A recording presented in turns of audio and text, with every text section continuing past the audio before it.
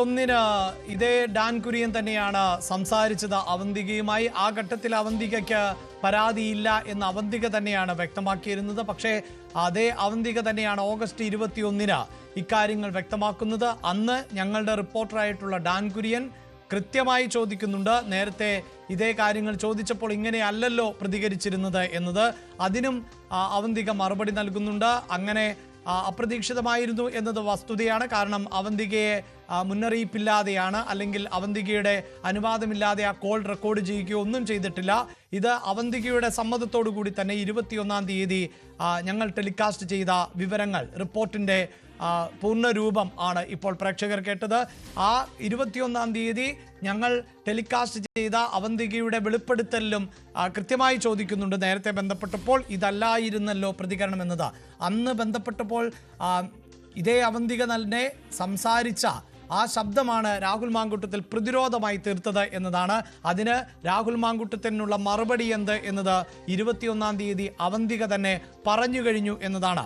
ഇപ്പോൾ വീണ്ടും വി വിനോദിലേക്ക് പോകുന്നുണ്ട്. വിനോദ്, ഇതാണ് സംഭവിച്ചിട്ടുള്ളത്. അതായത് 1-ാം തീയതി സംസാരിക്കുമ്പോൾ അവന്തിക നിഷേധിച്ചിരുന്നു, രാഹുലുമായി ഏതെങ്കിലും തരത്തിൽ പ്രശ്നമില്ല, രാഹുൽ മോശമായി പെരുമാറിയിട്ടില്ല എന്നാണ്. 21-ാം തീയതി, അതായത് യുവനടി വെളിപ്പെടുത്തലുമായി രംഗത്തെത്തിയതിനു ശേഷം കൂടുതൽ ആളുകൾക്ക് ഇത്തരം തിക്താനുഭവം ഉണ്ട് എന്ന് ബോധ്യപ്പെട്ടപ്പോഴാണ് തനിക്കുണ്ടായ ദുരനുഭവങ്ങൾ അവന്തിക ന്യൂസ് 18നോട് പങ്കുവച്ചത്. അഭിലാഷ്, വളരെ വ്യക്തമാണ് ആ ഓഡിയോ ക്ലിപ്പിൽ തന്നെ. അതായത് 3 ദിവസം മുൻപ് നടത്തിയ സംഭാഷണത്തിൽ തന്നെ കൃത്യമായി അവന്തിക പറയുന്നത്, എനിക്ക് ഭയമാണ്, പേടിയാണ്. ഒരു ട്രാൻസ്ജെൻഡർ കമ്മ്യൂണിറ്റിയിൽ നിന്നുള്ള, അങ്ങനെ ഒരു ട്രാൻസ് കമ്മ്യൂണിറ്റിയിൽ നിന്നുള്ള ഒരാളാണ് പറയുന്നത്. കാരണം അവർക്ക് പേടിയുണ്ട്. യൂത്ത് കോൺഗ്രസിൻ്റെ സംസ്ഥാന അധ്യക്ഷനാണ്, MLA ആണ്, കോൺഗ്രസിലെ തന്നെ പ്രധാനപ്പെട്ട യുവ നേതാക്കളിൽ ഒരാളാണ്. അയാൾക്കെതിരെ ഒരു പരാതി പറയുന്നതിന് എനിക്ക് ഭയമുണ്ടായിരുന്നു. അതുകൊണ്ടാണ് ഞാൻ ആദ്യം പറയാതിരുന്നത്. പക്ഷെ ഞാൻ ഇപ്പോൾ തുറന്നു പറയുന്നു. എപ്പോഴാണ് പറയുന്നത്? ഈ ചലച്ചിത്ര താരം ആരോപണം ഉന്നയിച്ച ശേഷമാണ് അവന്തികയൊക്കെ ധൈര്യത്തോടു കൂടി വീണ്ടും രംഗത്തേക്ക് വരുന്നത്. ഈ ചലച്ചിത്ര താരം ആദ്യം ആരോടാണ് പരാതി പറയുന്നത്? VD സതീശനോടാണ്. അങ്ങനെയെങ്കിൽ രാഹുൽ മാങ്കൂട്ടം പറയുമോ ഡാൻ കുര്യന് മുൻപ് ഗൂഢാലോചന നടത്തിയത് VD സതീശനാണെന്ന്? അങ്ങനെയെങ്കിൽ രാഹുൽ മാങ്കൂട്ടം ഈ തിയറി അവിടെ ഉപയോഗിക്കണമല്ലോ. ഡാൻ കുര്യനോട് അവന്തിക സംസാരിച്ചിരുന്നു. അങ്ങനെയെങ്കിൽ ഈ ചലച്ചിത്ര താരം VD സതീശനോട് സംസാരിച്ചിരുന്നു. അങ്ങനെയെങ്കിൽ സതീശൻ ഗൂഢാലോചന നടത്തിയെന്ന് മാങ്കൂട്ടൻ പറയുമോ?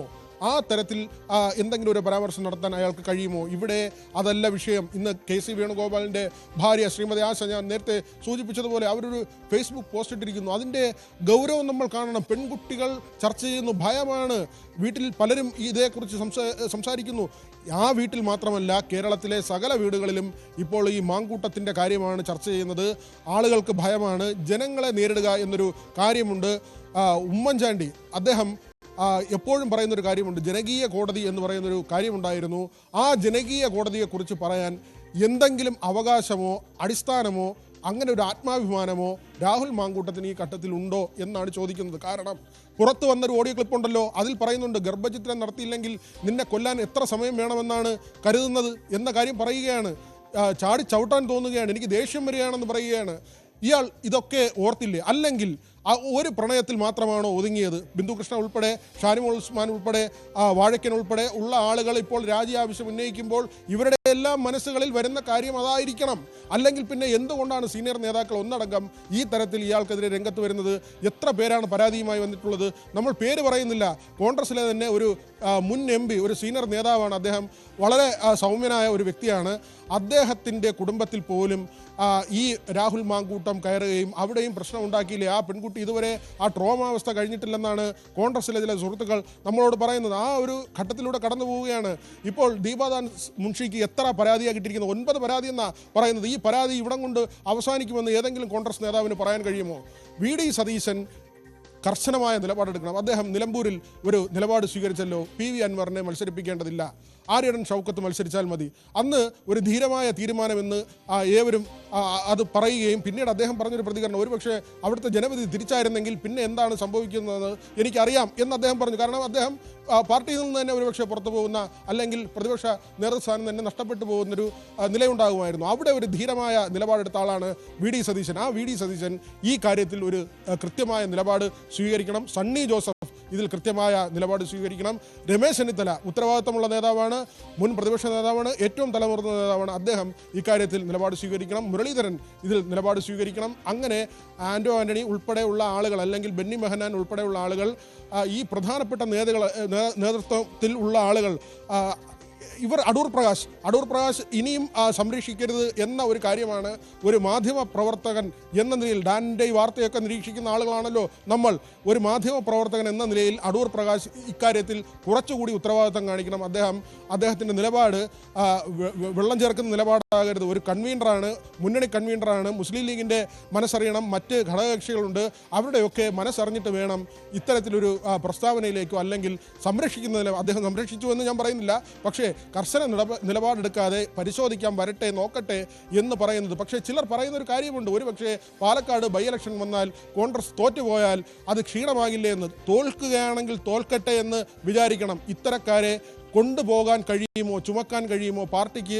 അങ്ങനെ ചുമന്നാൽ ഉണ്ടാകാവുന്ന പ്രത്യാഘാതം എന്താണ്? 10 വർഷമായി അധികാരത്തിൽ നിന്ന് മാറി നിൽക്കുന്ന ഒരു പാർട്ടി, രാഹുൽ ഗാന്ധി നേരത്തെ പറഞ്ഞതുപോലെ വോട്ട് ചോരി പോലുള്ള വിഷയത്തിൽ തീർച്ചയായും ഇത് കോൺഗ്രസിനെ സംബന്ധിച്ചിടത്തോളം വലിയ പ്രതിസന്ധി സൃഷ്ടിക്കുന്നു എന്നുള്ളത് തന്നെയാണ്. ശശിനാരായണനുണ്ട് പത്തനംതിട്ടയിൽ നിന്ന്. ശശിനാരായണൻ, കഴിഞ്ഞ കുറേ ദിവസങ്ങളായി, അതായത് ഈ വിവാദങ്ങൾ ഉണ്ടായതിനു ശേഷം രാഹുൽ മാങ്കൂട്ടത്തിൽ പുറത്തിറങ്ങാത്തൊരു പശ്ചാത്തലം തന്നെയായിരുന്നു. അടൂരിലെ വസതിയിൽ തന്നെ തുടരുന്ന സാഹചര്യമാണ് ഉണ്ടായത്. ഇന്ന് മാധ്യമങ്ങളെ കണ്ട് ചെറിയ പ്രതിരോധമൊക്കെ തീർത്തു, പക്ഷേ കൂടുതൽ പ്രതികരണത്തിന് രാഹുൽ തയ്യാറായതുമില്ല. ചോദ്യങ്ങൾ ഇനിയുമുണ്ട് ഏറെ, അതെന്തുമാകട്ടെ. പക്ഷേ രാഹുൽ ഇപ്പോൾ പത്തനംതിട്ട ജില്ല വിട്ടു എന്നാണ് അറിയാൻ സാധിക്കുന്നത്. തിരുവനന്തപുരത്തേക്കാണോ യാത്ര? എന്തായാലും രാജിക്കപ്പുറത്ത് ഇനിയിപ്പോൾ രാഹുലിന് മുന്നോട്ട് പോവുക എന്നത് സാധ്യമല്ലല്ലോ. അഭിലാഷ്, തീർച്ചയായും ഉച്ചയ്ക്ക് മാധ്യമപ്രവർത്തകരെ കണ്ടതിന് ശേഷം അദ്ദേഹത്തിൻ്റെതായ ന്യായങ്ങൾ നിർത്തുന്നതിന് വേണ്ടിയുള്ള അവന്തിക സംസാരിച്ച ചില ശബ്ദ സന്ദേശങ്ങൾ മാത്രം പുറത്തുവിട്ടുകൊണ്ടാണ് പിന്നീട് വാർത്താ സമ്മേളനം അവസാനിപ്പിച്ചത്. അതിനുശേഷമാണ് ഇപ്പോൾ അദ്ദേഹം തിരുവനന്തപുരത്തേക്ക് പുറപ്പെട്ടിട്ടുള്ളത്. ഏതായാലും തിരുവനന്തപുരത്ത് നേതാക്കളെ കാണുക എന്നുള്ളതാണ് ലക്ഷ്യം. ഈ രാജി അല്ലാതെ മറ്റു മാർഗമില്ല എന്നുള്ള കാര്യം പാർട്ടിയിൽ തന്നെ ഒരു വലിയ വിഭാഗം ഉന്നയിക്കുന്നുണ്ട്. അതിനെ പ്രതിരോധിക്കാൻ വേണ്ടിയാണ് ഈ ഓഡിയോ സന്ദേശം കൂടി അവന്തിക പറഞ്ഞ് തനിക്ക് അനുകൂലമാണെന്നുള്ള രീതിയിൽ വരുത്തി തീർത്തുകൊണ്ടാണ് അദ്ദേഹം ഇപ്പോൾ അടൂരിൽ നിന്നും തിരുവനന്തപുരത്തേക്ക് പുറപ്പെട്ടുള്ളത്.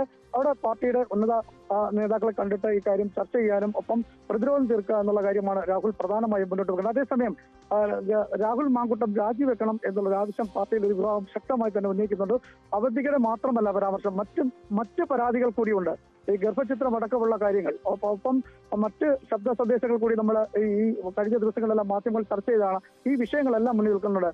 അവന്തികയുടെ കാര്യം മാത്രമാണ് എടുത്ത് ഇന്ന് വാർത്താ സമ്മേളനത്തിൽ രാഹുൽ മാങ്കൂട്ടം വീട്ടിൽ വെച്ച് അവതരിപ്പിച്ച് ഈ പ്രതിരോധം തീർക്കാൻ ശ്രമിച്ചത്.